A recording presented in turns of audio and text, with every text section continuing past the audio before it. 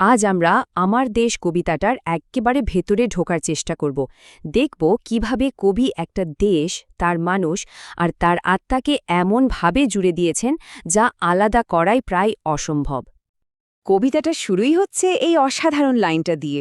ভাবা যায়, এই একটা লাইনই যেন পুরো কবিতার প্রাণভোমরা। আর এর মধ্যেই কিন্তু লুকিয়ে আছে দেশ আর প্রাণের সম্পর্কের সেই গভীরতম কথাটা, যেটা আমরা আজ একটু একটু করে বুঝবার চেষ্টা করব।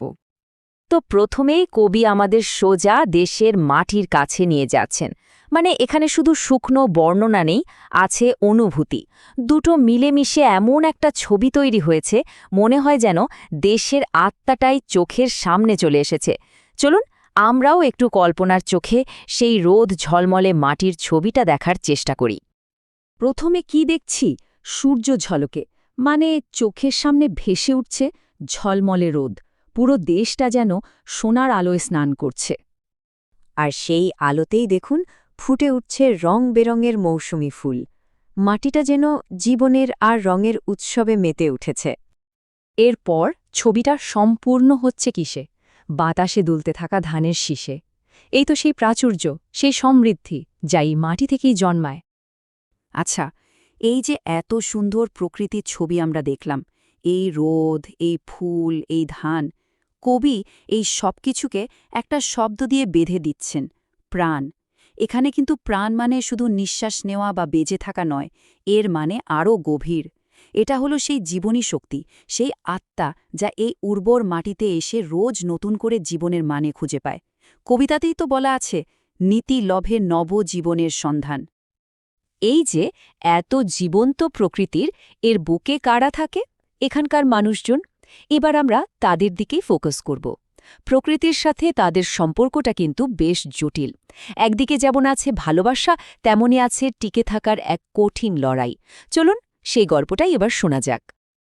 আর এই লাইনটা দেখুন, এখানে প্লাবনে নুহের কিস্তি ভাসে। একেবারে বাস্তবতার একটা কঠিন ছবি, তাই না? কবি এখানে বন্যার যে কি ভয়াবহ রূপ, সেটা বোঝানোর জন্য নূহ আলাইহিস সালামের কিস্তির মতো একটা শক্তিশালী রূপক ব্যবহার করেছেন। কিন্তু এটা শুধু ধ্বংসের ছবি নয়, এর ভেতরে লুকিয়ে আছে আরও বড় একটা সত্যি। এটা হলো, যতই বিপর্যয়ে আসুক, এখানকার মানুষ ঠিকই টিকে থাকে। তাদের সেই অদম্য ক্ষমতার প্রতীক এটা। আসলে বিপর্যয় যেন এখানকার মানুষের জীবনেরই একটা অংশ, একটা চক্রের মতো। একদিকে বন্যা এসে সব ভাসিয়ে নিয়ে যায়, কিন্তু অন্যদিকে রেখেও যায় কিছু। রেখে যায় নতুন পলি, সেই পলি থেকে জন্মায় নতুন চর। আর সেই নতুন জেগে ওঠা চরেই মানুষ আবার একজোট হয়, পাশাপাশি ঘর বাঁধে, নতুন করে সব শুরু করে। কিন্তু এত যে কঠিন লড়াই, এত সংগ্রামের পরেও এখানকার মানুষদের মনটা কিন্তু ছোট হয়ে যায়নি। কবি বলছেন তাদের মন মুক্ত উদার, মানে একদম খোলা মনের মানুষ বিপদে আপদে একজন আরেকজনের জন্য ঝাঁপিয়ে পড়ে, পাশে এসে দাঁড়ায়। তাদের এই যে একসাথে থাকা, এই যে সমাজ, এর ভিত্তিটা কি?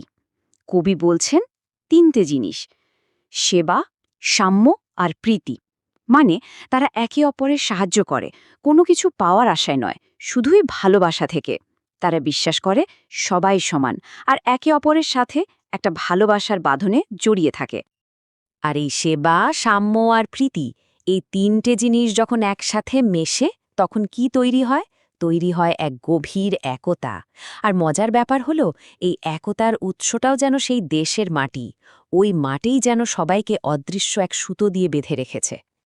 এখানকার মানুষদের মধ্যে যে মেলামেশা, সেটা শুধু ওপর ওপর সামাজিকতা নয়, তাদের যোগাযোগটা আরও অনেক গভীর।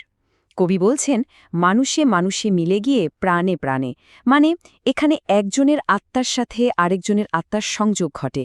আর এই কাজটা কে করে? ওই মাটিই যেন তাদের সবার আত্মাকে এক করে দিয়েছে।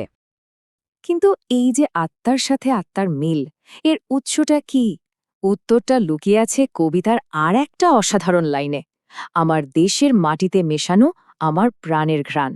ভাবুন একবার, দেশের মাটির সাথে তাদের সত্তা, তাদের পরিচয়টা এতটাই মিশে গেছে যে তাদের প্রাণের গন্ধটাই যেন এই মাটির গন্ধে পাওয়া যায়। এর চেয়ে গভীর একাত্মতা আর কি হতে পারে?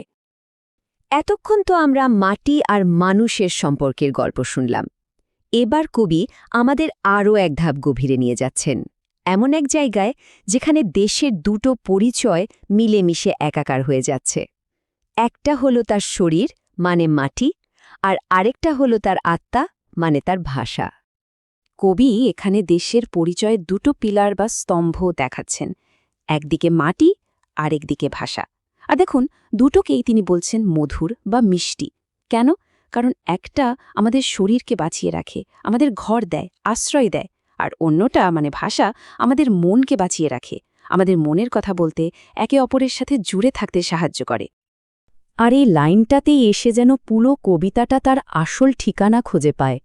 আমার দেশের এ মাটি মধুর, মধুর আমার ভাষা। একদম পরিষ্কার কথা, মাটি আর ভাষা দুটোই সমান মিষ্টি, সমান আপন। আর এই অনুভূতিটাই হল এই কবিতার দেশপ্রেমের একেবারে সার কথা। পুরো আলোচনাটা শেষে একটা প্রশ্ন কিন্তু থেকেই যায়। এই কবিতাটা আমাদের অনেক কিছু নিয়ে ভাবতে বাধ্য করে, আমাদের পরিচয়, আমাদের আপন হয়ে ওঠার গল্প, এক টুকরো মাটির সাথে আমাদের নারীর টান। সত্যি তো, কি এমন থাকে যার জন্য একটা দেশ শুধু একটা ভূখণ্ড না থেকে আমার দেশ হয়ে ওঠে?